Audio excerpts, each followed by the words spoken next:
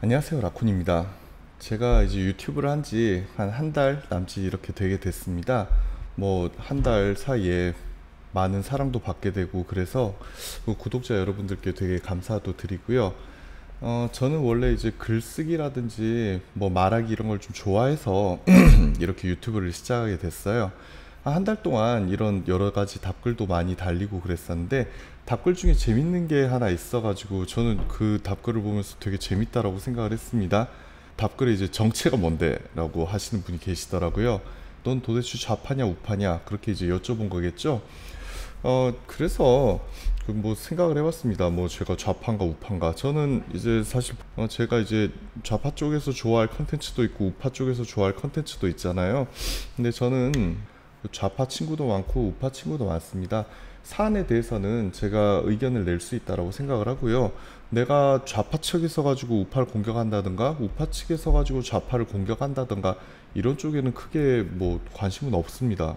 제가 뭐 누군가를 욕할 정도로 그렇게 성숙했다거나 뭐 뛰어난 사람도 아니기도 하고요.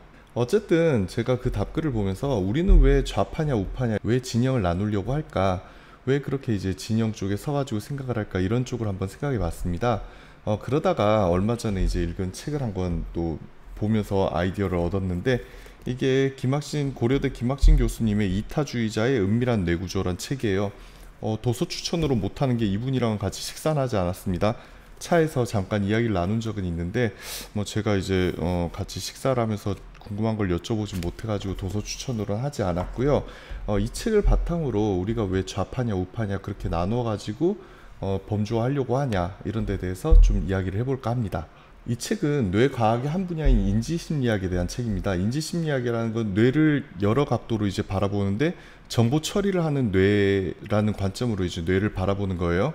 그래서 이제 두산 백과사전 쪽에 제가 정의를 좀 읽어보도록 하겠습니다. 인간이 지식을 획득하는 방법, 획득한 지식을 구조화하여 축적하는 메커니즘을 주된 연구 대상으로 한다 라고 정의를 하고 있습니다. 일단 기본적으로 간단하게 좀 뇌 구조에 대해서 이렇게 한번 볼게요. 사진으로 제가 스캔을 해가지고 옆에 이렇게 띄우고, 여기서는 뇌를 크게 이제 복내측 전전두 피질이랑 이제 배내측 전전두 피질, 측핵이랑 편도체 쪽으로 이렇게 나눠가지고 이야기를 합니다. 이것은 독자의 뭐 이해를 위해 가지고 간단하게 한 것이고, 사실 뇌 작용은 훨씬 더 복잡해요. 하지만 여기서 이제 가장 중요한 것은 복내측 전전두 피질은 그 다음에 직관 쪽에 관계가 있고, 그리고 배내측 전전두 피질은 분석 쪽에 관련이 있다는 겁니다. 이 교수님께서는 복내측 전전두 피질 쪽을 관심을 가지고 그쪽에 초점을 맞춰 가지고 뇌의 작용과 그 다음에 이제 사람이 하는 그런 선행에 대해서 설명을 하려고 합니다. 사람은 원래 기본적으로 이기적인 동물입니다. 사람의 동기, 뭐 어떤 행동을 하는데 동기는 딱 두 가지 정도로 요약되는 것 같아요. 개체 유지와 종족의 보존. 개체 유지는 내 한 몸 편하자, 이제 종족의 보존은 우리 새끼 잘 남기자. 그 두 가지 동기로 인해 가지고 사람의 모든 행동이 설명되어질 수 있습니다. 그 동기로 사람의 행동을 여러 가지로 따질 수가 있는데, 크게 범주화하면 두 개겠죠. 페이스북으로 치면은 좋아요, 싫어요. 좋아요, 싫어요. 이게 좋아요는 접근, 그리고 회피는 싫어요입니다. 엄마가 야단친다 그러면 싫어요죠. 그 다음 뭐 하시는 게 있다 그러면 좋아요입니다. 이 두 가지 행동을 자극해서도 성과를 낼 수 있습니다. 예를 들어 가지고 싫어요 쪽 야단을 쳐 가지고 어떤 성취를 낼 수도 있고, 좋아요 칭찬을 해 가지고도 좋은 성취를 낼 수가 있는 거예요. 단기적으로 봤을 때는 야단을 쳤을 때 훨씬 효과가 큽니다. 하지만 장기적으로 봤을 때는 칭찬의 효과가 훨씬 크다라는 게 이 책에서 다뤄지는 내용이에요. 이 책의 주제인 이타주의, 그러니까 우리가 남을 위해 하는 선행 자체도 단기적으로 봤을 땐 이게 손해잖아요. 하지만 이게 어떤 식으로 뇌에 축적이 되고 장기적으로 이런 이타 행위가 우리에게 장기적으로 이득이 되는가, 이런 것이 우리가 선험적으로 아니면 이제 경험적으로 축적이 되기 때문에 우리가 선행을 하게 되고 다른 사람을 위하는 행동을 하게 된다. 결국 이타주의라는 것도 이기적인 본능에 의해 가지고 만들어지는 거일 뿐이다 라는 것이 이제 이 책에서 다뤄지는 내용입니다. 우리는 흔히 못된 약탈자가 성공한다라고 이야기를 하지만, 권력에 의존해 가지고 남을 수탈하는 경우가 아니라면은 우리는 일반적으로 살아갔을 때는 선행을 베풀고 남에게 베푸는 사람들이 훨씬 성공한다는 것을 많이 경험하게 됩니다. 뇌라는 것이 기본적으로 게으릅니다. 그래가지고 뇌는 범주화를 시키는 겁니다. 범주화를 시키면은 그 처리 과정이 상당히 짧아지겠죠.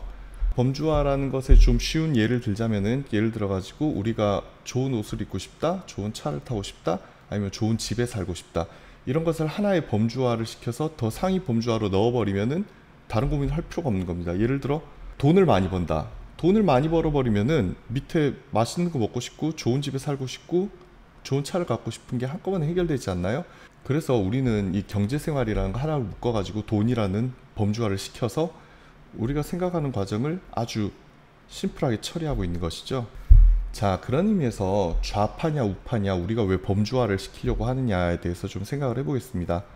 글을 쓰면은 서론, 본론, 결론이 있듯이 어떤 사건을 우리가 접했을 때는 이 사건의 배경이라든지 의도, 그리고 결과에 대한 생각까지 모두 다 해야지 될 겁니다.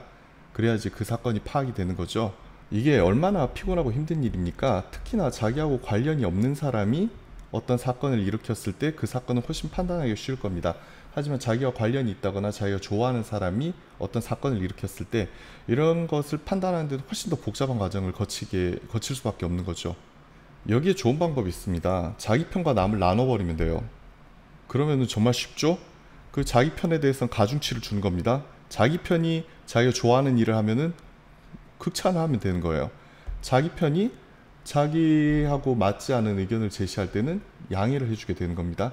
반대로 적이 자기가 의견이 똑같은 의견을 이야기한다면은 의심의 눈초리를 가지고 보면 되고, 적이 자신의 의견과 다른 이야기를 할 때는 무조건 공격하면 되는 겁니다. 아주 쉬운 프로세스죠. 그런 쪽에서 본다면은 우리 뭐 프로 불편라라든지 아니면 너무 진영에 목매는 분들을 보고 우리가 저분 참 피곤하게 사네 라고 이야기를 하잖아요. 그게 틀린 말입니다. 저분은 정말 편하게 사시네 라고 말하는 게 더 옳은 걸 겁니다. 좌파 입장에서는 자기하고 다른 쪽에 서 있는 사람을 친일파라고 욕하면 그만이고요. 우파에 있는 사람들은 자기하고 의견이 다른 사람을 빨갱이라고 매도해버리면 그만인 겁니다. 이게 얼마나 편리하고 쉬운 프로세스인가요? 하나하나 따져서 개별적으로 판단을 하고 하나하나 따져서 개별적으로 분석을 하고 판단한다는 게 이게 되게 고통스러운 과정입니다. 뇌로 봤을 때는, 게으른 뇌로 봤을 때는 이게 상당히 고통스러운 과정입니다. 하지만 저는 이게 맞다고 봐요. 그 정치인들은 여러분들 아무도 생각 안 합니다. 정치인들 자기 생각하지 누가 남을 생각을 합니까? 우리가 우리 가족이라든지 아니면 친구들에 대해서도 그런 무한 신뢰를 보낼 건가? 거기에 대해서 한번 생각해 볼 만합니다. 하지만 일면식도 없는 정치인들을 상대로 진영을 나눠 가지고 그 사람에게 무한 신뢰를 보낸다? 이것이 과연 맞는 것인지는 저는 정말 의문입니다. 정치인을 의심해야 돼요. 제 생각이 그렇습니다. 정치인에게 무한 의심을 해야 됩니다.